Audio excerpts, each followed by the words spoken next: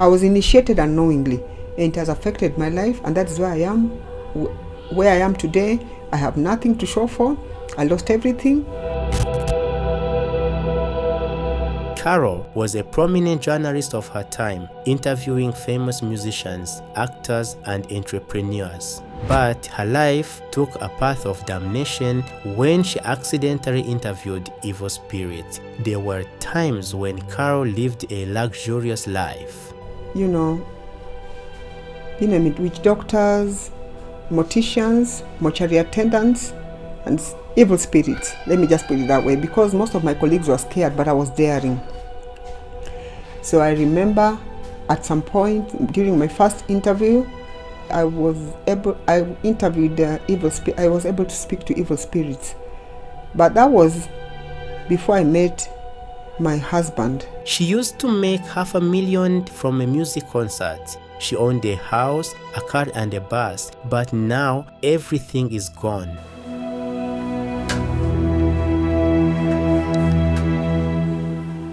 The answer to the big why is witchcraft. Most of you do not believe in ghosts, spirits, or supernatural phenomena. But here we have a woman who made one wrong decision and then there was no coming back. From marrying a witch doctor's assistant to getting a chicken's blood transfused into her body. And then he brought out a syringe and took the blood from the chicken and injected me with it. I was traumatized. But how did she get caught in the web of evil spirits? How witchcraft damned her? Where does this whole story begin and where does it lead to in Carol's life? If you are curious to unravel Carol's life's mystery, stay with us in the video. But let me warn you in the beginning, this video is not going to be easy. Embrace yourself to witness one of its own kind of story of a woman who lost everything to witchcraft. Let's get started.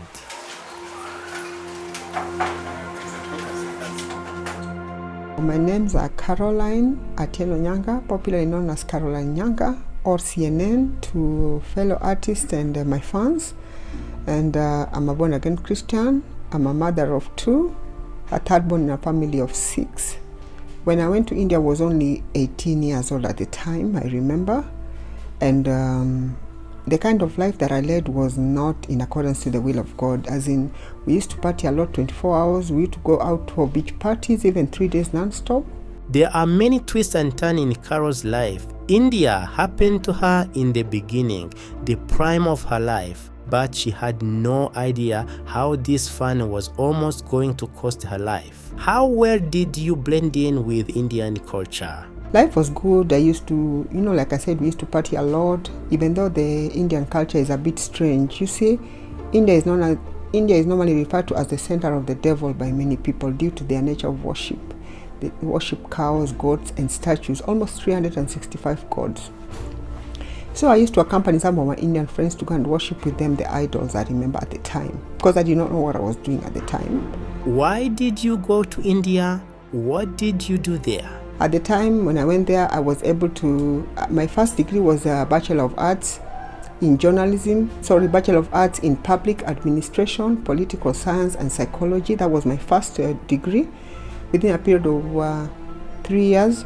And then my second degree was Bachelor of Journalism for 1 year, and then Masters of Mass Communication and Journalism for another 1 year. That was 5 years. So by the time I was done, I was in my early 20s. Knowing her rich education qualification, it makes me wonder more how something like witchcraft can destroy such a smart woman. Life does not go wrong just after a wrong decision. It is always a series of wrong decisions that move your life upside down. Something similar happened to Carol. So when I was about to come home, I had an accident. It was a very serious accident. I remember I broke my femur, my leg, my back, and stuff like that. I didn't know it was that serious. But by the time I arrived at the hospital, Indian private wing, the doctor said that I had broken my femur and stuff like that. So I had to undergo a major operation, urgent one. It required my mom to come over and my elder sister, because my late mom at the time was a nurse. So my mom came over and my elder sister, I stayed in the hospital for a period of 1 month. At the time, the person who caused my accident came and apologized, and I forgave him. He was an Indian. And then a pastor came over and prayed and asked if I was ready to give my life to Christ. At the time, I was just giving my life to Christ because he told me that if I do, I'll be able to recover. So I was just doing it as a by the way. I was not serious. So I gave my life to Christ, and I remember people just dying in the hospital, and I was being transferred from one ward to another. So I underwent a major operation, but before that, my mom was told that I needed blood transfusion. So my mom had to, consent. You cannot be given blood without a parent's consent. So my mom agreed, and then I was transfused 12 pints of blood. And I went to blood transfusion, 12 pints of blood, like I said. And then I was given IVs, about 30. And then I was used to be given 8 injections per day for a period of 1 month. So from there, I was able to, my condition was better. And I remember during my stay in that hospital, I met a popular Luo musician by the name of Okachpigi, the late. And he was critically ill at the time. My late father is the one who introduced me to this man. I did not know him because I was young at the time. I only knew of the likes of the late Tupac Shakur, American rap and stuff like that. So after 1 month, my condition got worse, I remember. So I had to be taken to another government hospital, but it's a very big hospital, though the private wing section. My condition got worse, so I went there, and I was able to stay there for a period of about 3-4 months, I remember. At the time, I underwent a major operation still, blood transfusion, and then this time round, the operation that was being conducted on my body was to remove the plates. The first time in India was to insert the plates. When you have an accident and you're injured, you're fractured, they normally insert plates. So this time round was to remove the plates because I was in so much pain and suffering. So I remember the plates, I was transfused as usual, and then I went to the theater for 9 hours as usual, and then after that the plates were removed.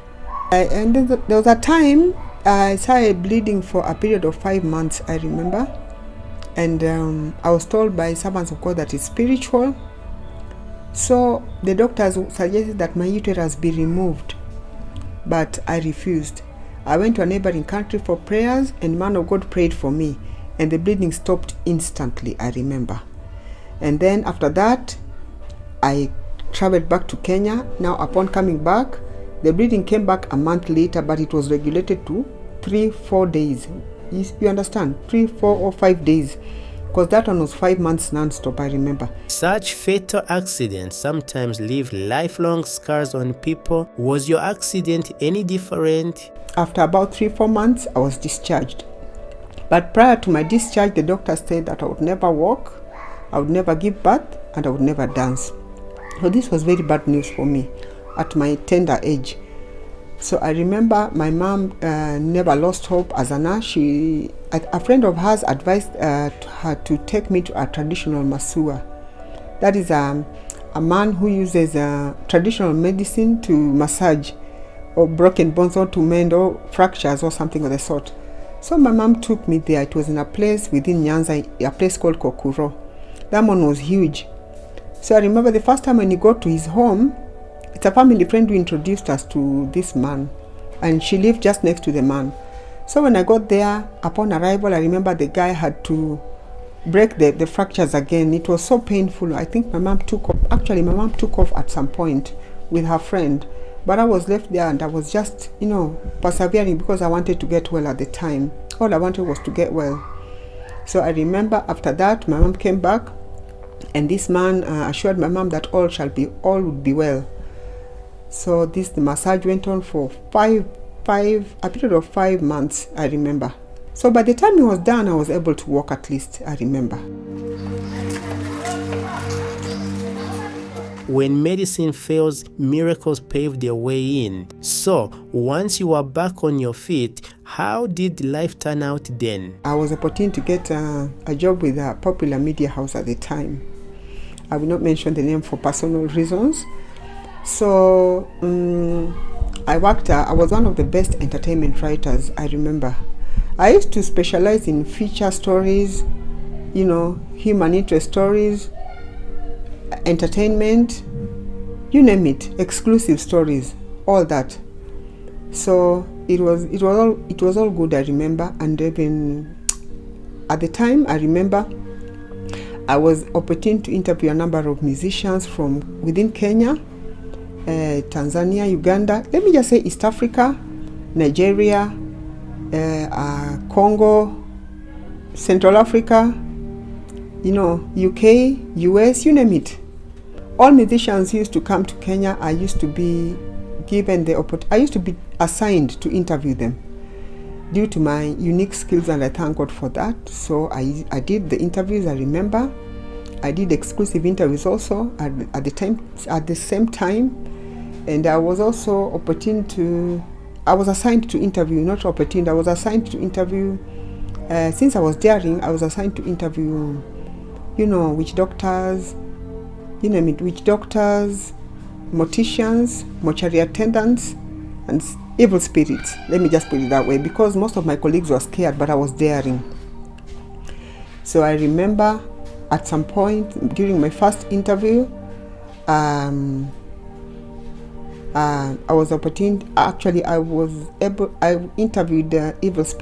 to speak to evil spirits. I remember the first interview I was with my colleague, and we went there into a witch doctor's den. It was so scary. It was somewhere within Eastlands, and it was very huge. So the first thing that I saw were 7 pots full of blood. And I asked the witch doctor, the purpose of the blood, and he told me that it was food for the evil spirits. I didn't quite understand. And I wanted to know where the blood were from, animals or what type, human. I don't know what I was getting myself into, but he told me that the blood are from animals. I don't know who are being sacrificed. I don't know. I cannot argue. But all I did is I saw the pots. There were 7, and then they had huge straws. Inside the pots there were huge straws, 7 of them, full of blood.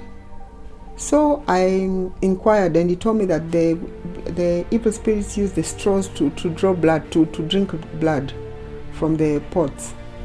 So I didn't want to say much, and then he showed us briefcases full of money, 1,000 notes. There were millions actually. So I remember after this interview, before we began the interview, I was a bit scared. So the witch doctor requested that we go back home and come back after 1 week. So we went and came back a week later. So that week, when we arrived, upon arrival, we were ready. So his role was to entice the evil spirits. I remember it was so scary, but I don't know. It was too late. We could not just, could not change our mind, because we were already there, me and the photographer. So he began enticing the evil spirits by burning incense, chanting rituals, and using a handbell, I remember. So as the spirits were coming, I think the witch doctor lost control, or rather he went still like a dead person. And we were there, we were so scared with the photographer, and I remember we kept holding hands, because there was no way of escaping. We were already locked inside there with the evil spirits, and the man was still. The man who we were talking to was already still, so we were just there waiting for the worst probably to happen. So I remember when they came in, when the first one came in, they were speaking in pure Kiswahili, not English, but pure Kiswahili, and they was just saying, tuko hapa mwanangu, here I am, my daughter. That was what they said. The first one, the second one, the third. When the 5th one came in, I lost my memory. And then the 6th one, and then the 7th one, and then they were able to restore back my memory. These are evil spirits, remember, so they can do anything. Even the Bible tells us that evil spirits are fallen angels. So I remember my memory was restored back, and I could hardly speak because I was scared. My colleague now was not even saying anything. We kept holding, we just held hands. And then when I gathered courage, I remember asking them their role. And they quoted a verse in the Bible which says to kill, steal, and destroy. And I was even more scared. And then I inquired from them where they were from, where they are from, where they live, and why they had to take too long. And then they told me that the reason why they took too long after being enticed by the witch doctor is because they were coming from various oceans. They live in the oceans, in oceans. So they mentioned Indian Ocean, Pacific Ocean, Atlantic Ocean, I think there's Arctic Ocean, and is it Archaic? I don't remember, but there were 5 oceans. I cannot remember Indian, Pacific, Atlantic, and Archaic Ocean. Arctic or Archaic, I don't remember too well because I lost my memory. So they told me that when they were being enticed, they had to come from there, come and drink the blood from the pots, and then go to various countries. Then they told us that, you see, human beings, when you want to go to the US or the UK, you take like more than 10 hours. Like India, for instance, it takes 7 hours by flight. So they say they only take 5 minutes to fly to any country that they've been assigned to after taking the sacrifices or the blood. And then they go and they enter into that person, and then they bring that person home. That is why you see somebody disappears abroad for 10 years and then comes back home after 10 years. They told me that they've been assigned to do that, so they do that on a regular basis. So then they requested they wanted to talk to my late father. And I said the Bible tells us there's no connection between the living and the dead. And then they requested they wanted if I would talk to any of my relatives late. I said no, I refused. But the photographer was just quiet, he was not uttering. I think he was in shock. So after the interview, I remember he requested to take a picture of these evil spirits, and they agreed. So he took pictures. As we were looking at the camera, it was a quality camera. We could just see bones, like skeletons. That's what we saw. So he could hardly understand. So he continued taking pictures of the skeletons. He was excited. And then by the time the evil spirits were done now, I inquired from them a lot of things, their role and stuff like that. And then they warned me not to write anything negative about them, or they would come for me. They know where to get me. That's what they told me. And I said I would never do that. So I remember after the interview now, when the evil spirits now began leaving, there was no need to entice them because they had already been enticed. So they were just leaving, and you could hear the sound of a bell ringing, like somebody ringing a bell, and they leave one by one. Since that day, Carol's life began changing. Something shifted inside her. She had no idea what awaited her on the road she took that day. However, we have heard that spirits cannot be captured on camera, but your colleague took some photographs, right? How did they turn out? I remember upon leaving, the picture disappeared from the camera. Shock on me, shock on my colleague. We didn't know what we were going to tell the company because the pictures were there were skeletons, then they disappeared. So I didn't know. I was shocked. So after that, I remember I developed complications, health issues, as in I had severe headache. I was not okay at all. Let me just put it that way. I was ill, critically ill, and my colleague too.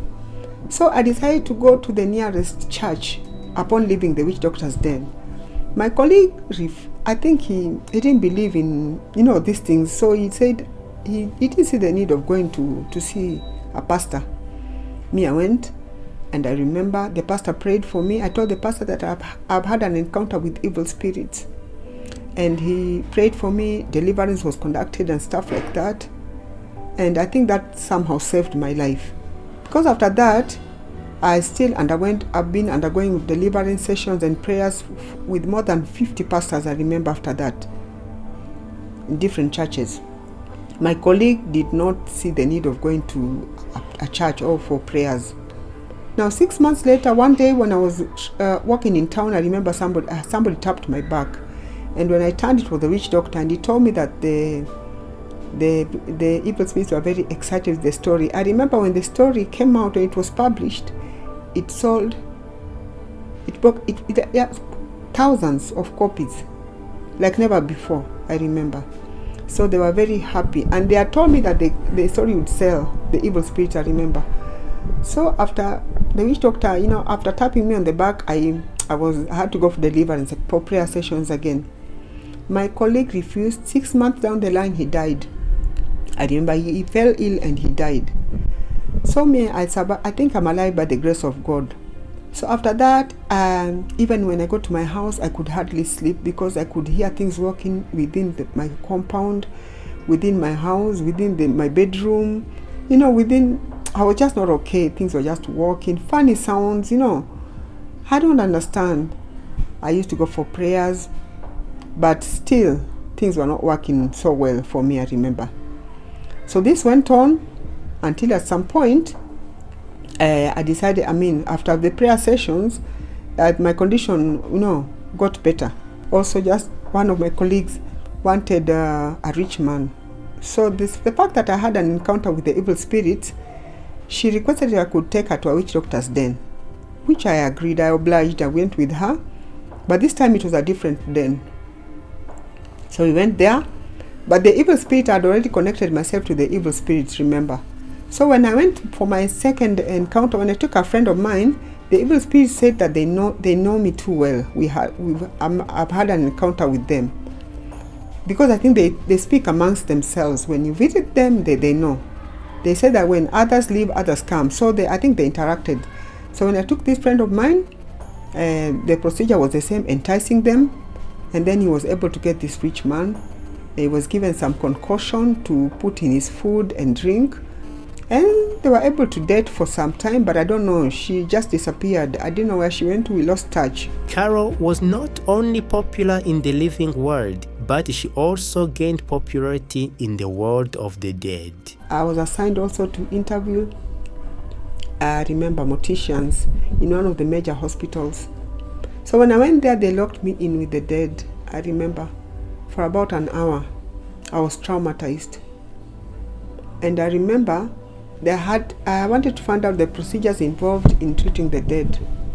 And there were like 5 steps, like formalin, embalming the body, and beautification, and, a lot of things. There are procedures involved. So I went there for about an hour. I was locked in with the dead, like I said. There were youth. At the time, there was a man, a boy and a girl who were involved in a road accident. They had passed on. So they are using their bodies to show me how treatment is done on dead bodies. So I remember they locked me in there, and I was traumatized. And then another time I went to another major hospital also. Now maybe I can just mention the name because it's there. When you die in the house or a road accident, you're taken to a city mortuary. I went there. And I remember it was hectic. It was traumatizing. I was told to walk until the very end, and with the people lying there, some have been electrocuted. Hey, it's hectic. It's traumatizing. In short, I walked in, I saw all kind of people who have died in road accidents, men, different in the houses, suicide and stuff like that. I walked in there. I was just doing my job, and then, of course, they spoke to me. And then I also went to Kenyatta, I remember, and spoke to the morticians. I saw how the bodies were being treated for the dead people. And then I went to Nyanza. This time around, I met a madman in the name of, he's not a mortician, he's a mortuary attendant. Morticians, they study this course. It's called mortuary science. They study mortuary science, so they are conversant with how to treat the dead bodies. But a mortuary attendant could be even a class 4 dropout who is just there to take care of the dead. So this man, I went there in Nyanza, was assigned, and then he was dancing. He put some benga music, and he was dancing, amidst the dead, and he was telling me I'm the only person who's not dancing. Everyone is dancing. So I remember at some point, he told me that there was a lady who refused to have an affair with him, and at some point this lady had an accident and passed on, but she was brought in when the body was still hot. So he slept with this lady, And then he told me, women, why do you feel sweet when we can actually sleep with you when you're normal? And then I felt that I was dealing with a psycho at the time. I didn't say much. Then he told me that he went to his shelf, and something like a shelf, and he told me, tell me the kind of medication you'd like me to use on your body when you die. Then I told him, let me go and get some airtime, then I'll come back. Then I just disappeared because I was dealing with a madman. Life has been uniquely cruel to Carol, so much so that even she finds herself trying to connect the dots. What went so wrong and where? Did you have other ventures for income, or were completely reliable in panoramic interviews? I remember I had a tailoring shop, I had a bar and restaurant. I used to, what can I say? Is it chicken? I don't know. I had so many chicken and, poultry and stuff like that. And then I used to do concerts in a club. Whenever I did a concert, I would end up getting half a million per night. So I did 2 concerts in a month. So that's 1 million. So even if I was not paid on time, at least I had some money with me. I had 2 vehicles. I said 2 vehicles and a bus. And I used to host musicians, especially the low musicians, in different clubs, and I would get a profit of half a million per night. So I used to do 2 concerts in a month. So when I was initiated, this witch doctor requested that I give 200,000, which I did. But my condition got worse. We have got a hang of your professional life. Can you share something about your personal life too? My third encounter, when I met a man who I actually initially, I did not want this man, but I don't know how I ended up with this man. Now, ending up with this man, I later learned that he was an assistant witch doctor. So I think that my first encounter with the evil spirits paved way for me to take this friend of mine, and then I also was able to, to have a relationship with an assistant witch doctor. So then I stayed with this man for more than 10 years, and I remember during the time it was not easy because we used to fight a lot. He was always drinking, he was always drunk, I don't know, and very violent. And at some point I remember I could go to work and people were asking me like, what's wrong CNN? Because they used to call me Caroline Younger Network. CNN, what's wrong? And I'm like, I have so many problems. So I remember this man was also, at the same time, he used to love women, alcohol and stuff like that. It was not easy living with this man. And then at the same time, whenever I conceived, I would always end up, losing the pregnancy. I remember I have 2 daughters. I have two daughters at the moment. But prior to them, my daughter who just finished Form 4, I lost 4. I used to conceive and lose. So those are 4 kids that I lost. So when my first deliverance was being conducted, I remember by man of God, the spiritual husband in me spoke and said that we have 4 children with him in the spiritual realm, in the spiritual world. I didn't quite understand. So I remember the first pastor who did my deliverance now after things were not going well in my life. He could not do it well because he was overwhelmed by the evil spirits. So I remember members of the church left, all of them, and there were 5 pastors. So 2 left and 3 remained behind. So during my deliverance session, the spiritual husband in me, he called himself Amos. He overpowered the 3 pastors, and they were all down. They were all brought down, and he beat the leg of the pastor who was doing my deliverance, and it was a very serious. It was very shocking. But that was then at the time. So this went on. And this man, I lived with him, he never told me that he was an assistant witch doctor. Until now, my problems, I lost my businesses, my money, my health was deteriorating. And that's when he revealed after some time that he was an assistant witch doctor. This he told me after I went for an interview in one of the media houses, my testimony. And then he insisted that he wanted his testimony to be done also. That's when he revealed that he was an assistant witch doctor, and that's how I learned about it, and I was in shock.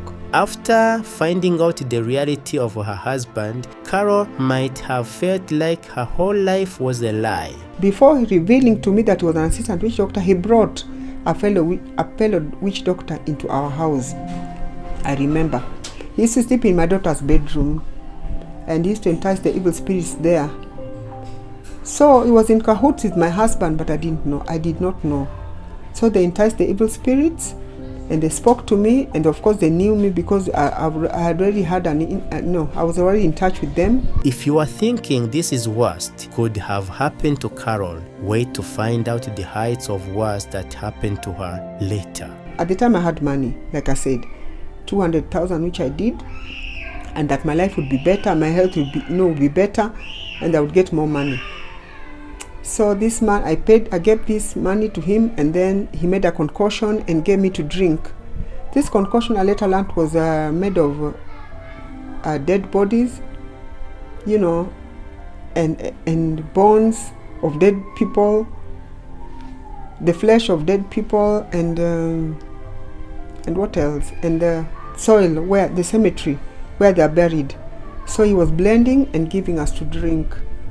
The people who we drank with this concoction passed on, but I managed to survive.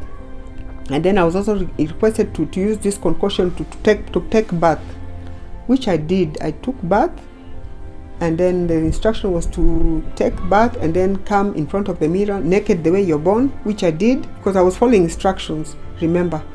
So I came, and then I told the evil spirit that here I am, do as you desire. So I think they were connecting, the evil spirits were connecting themselves, with me unknowingly. I didn't know what I was doing at the time. I lost my memory. Then I was given a blank paper to put under my pillow.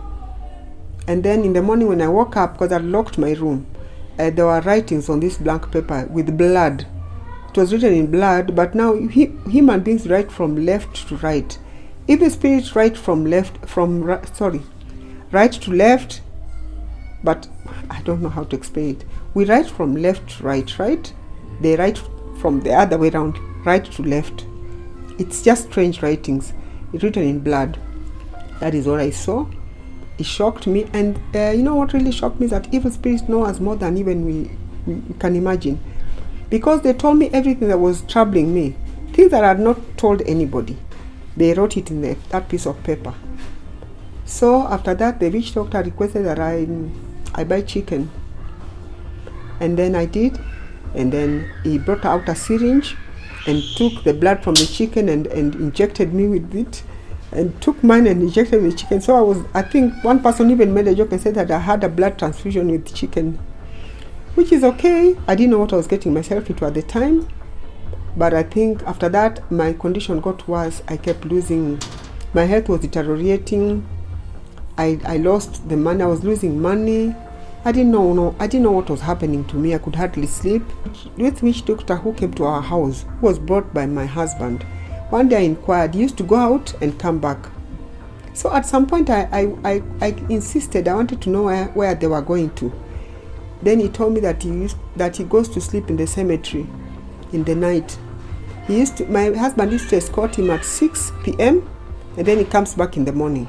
So he told me that he goes to one of the major cemeteries within Nairobi, sleeps there, and then he does his stuff for different categories of people until morning. As in, they start from around midnight until 4 a.m. So when I inquired who these people were, then he gave me 5 categories. He told me that there were pastors, politicians, prominent businessmen and women, the youth, and musicians. Those categories. I'm not saying that all of them do that, but there are majority of them do it. There are few of them who don't do it. I'm not here to judge anybody, but I'm just stating what the witch doctor told me. So he said that they go and sleep in between the graveyards, and then he does the enticing and treatment. So when I inquired, he refused to tell me what it entails. So then it was okay. After hearing that, I was shocked. But then I decided to just keep quiet. When I heard this anecdote, it left me speechless. The same might have happened to you, the husband who lied to her all these years. Do you know what he did after a decade of being together and after ruining Carol's life? I remember he just decided to walk out, and then he came back. He went to a neighboring country, came back, and then said that he decided to give his life to Christ. So I'm not in a position to judge him, and that he's a pastor, which is okay. I'm not here to judge anybody. So then after that, he decided to remarry. Left me with the kids. The two, of course, the other ones, I lost the 4 kids, but now I have 2. So it was okay. I don't have anything against him. You told that you were living a lavish life and you have lost all of it. So what challenges are you facing now? So the challenges that I'm going through right now, there are so many. Like, I've not had a job for the last 6 years. Because where I used to work, we had issues. You could work even for months, even sometimes a year, and you're not paid. Yet I'm qualified, so I don't understand. And I used to win awards. I have so many awards and nothing to show for at the moment. I have these two girls. I don't know, we are just surviving by the grace of God. But it's not been easy at all, when you're not working. And I have tried applying for jobs, but nothing is working for me. Some of the men of God, I do not want to condemn them, like I told you, but they said my case is spiritual. There are things that were done on me to ensure that people don't help me at all. Like, spirit of rejection was put on me, old age and stuff like that, which is okay. God will fight the battle for me. The battle belongs to God, not me. So basically, like I said, we have nothing at all. I have 2 daughters. There's one that just completed her Form 4, and she decides to join nursing, to do a certificate in nursing. But I have nothing. She requires about almost 100K. I have nothing. I have that form, to show the kind of the requirements that are there. She was supposed to join it in this March now. March around 16th. She's just there. She's like, Mom, when is God going to do this? Open a door, a way for you? Because I'm so tired of sitting in the house. And she's the type who just sits in the house. She doesn't walk around. She just, she's there. She's prayerful. She loves God, but now she's just wondering. I don't know what to tell her. All I normally tell her is that God is faithful. God will come through for us. And she tells me amen. I don't know. So that is the challenge I've been going through. Sometimes even food, it's not easy. My brother, being without a job for 6 years is not easy. So I believe my encounter with the evil spirits, my first encounter, pray for the second one, like I said, the third and the fourth. And then also the kind of interviews that I used to do affected my life a lot. So life has not been easy. I lost everything that I had. As I'm talking to you, I have totally nothing, but only God. I don't know, God is my refuge. The friends that I had, all of them took off. When you're in trouble, people take off from me. People feel like you're a burden. But God can never tire of us, that I know. Our God is a God of restoration. God is a spirit. He cannot come down, but he uses men and women of influence. So I'm sure men and women of influence are within Kenya, even out there, who are watching me. And God can use you. God can use anybody. We are told that I can put my trust in somebody else, but God has a different plan for me. So God cannot come down, because if he comes down, we all die as a spirit. But he uses men and women of influence to be a blessing in our lives. So I believe that God will use somebody at some point, wherever that person is. I do not know if you're watching me or if you're not watching me, but God knows me, because he tells us that even before I was formed in my mother's womb, he already knows me. and He has good plans for me in the book of Jeremiah 29 verse 11. This firm belief in God is keeping Carol sane. Hope is a thing with features, and Carol's hope is tied to His presence. People who are visiting witch gods for work or for some belief, would you like to give them some piece of advice? Most of them have not stood firm with God. Majority. I'm not saying all of them. And then I've also had Gen Zs calling me that they want to contact witch doctors. Gen Z, my advice is very simple. You're getting yourself in trouble because the witch doctors, they are ungodly. Let me be very honest with you. The devil came to kill, steal, and destroy. So they'll give you that money, but you have to pay for it. Probably through your child, through your parents, or brothers and sisters. So you have to be very careful. Don't rush, into making a decision, just because you want money. Money is not everything. Without God, you'll get this money, but it will not last, and it will also affect your life. So the best thing, seek God above all, because we know that silver and gold belongs to God. The earth and everything in it, the world and all who live in it belong to God. God is the provider. God uses men and women of influence, like I said. So don't rush into black magic, witchcraft and stuff like that. It's just a waste of time. I'm talking, as a journalist, as a mother, and I've been in touch with evil spirits and, black magic. I was initiated unknowingly, and it has affected my life, and that's where I am, where I am today. I have nothing to show for. I lost everything. So I had to pay the price. So that's why I'm telling anybody, if you take your mind to a witch doctor, you're in for trouble. In fact, you're in for the worst, because that's what I'm going through right now. Our curiosity to know the unknown can sometimes cost our lives. Carol is the perfect example of feeding your curiosity and losing it all. Before we end this conversation, would you like to ask anything from our viewers? I'd like to request the viewers to kindly subscribe to my YouTube channel, Caroline Nyanga Network, as in CAROLINE, and then NYANGA, and then network. Kindly subscribe, watch, share for the glory of God. I have testimonies there, and I think if you do that, it's for the glory of God. I'll be humbled, and I don't know. I just thank God for you people, and I know that you're going to do that. For anybody who would like to reach out to me, my number is 0724 58 4443. 0724 58 4443. As my time with Carol and her family comes to an end, I can see I am a different person now. I was unfamiliar with a world that does not even exist around us, but it's affecting people to the core.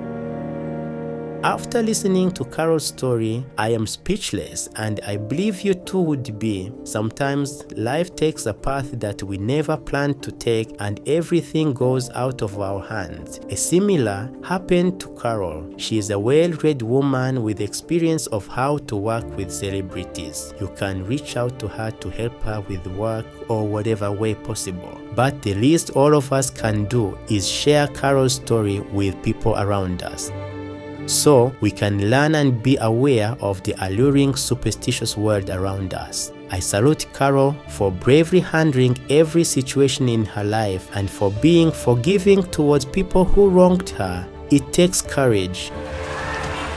My name is Nameless Campos, and this is Afrimax English. Remember to subscribe and share Carol's painful yet inspiring story with the world.